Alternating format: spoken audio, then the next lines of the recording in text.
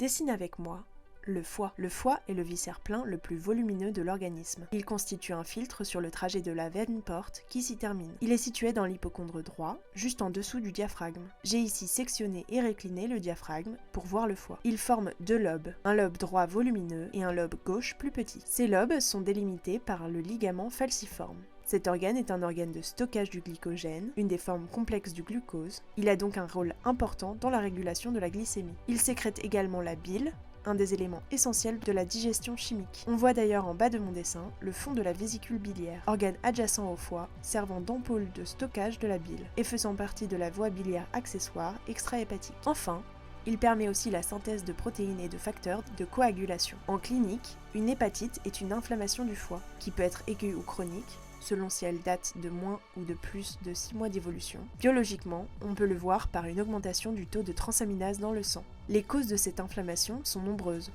Les plus fréquentes causes d'hépatite sont les infections virales, hépatite A, B, C ou E, ou encore l'herpès, mais aussi l'alcoolisme et les causes médicamenteuses, notamment l'utilisation fréquente ou abusive du paracétamol.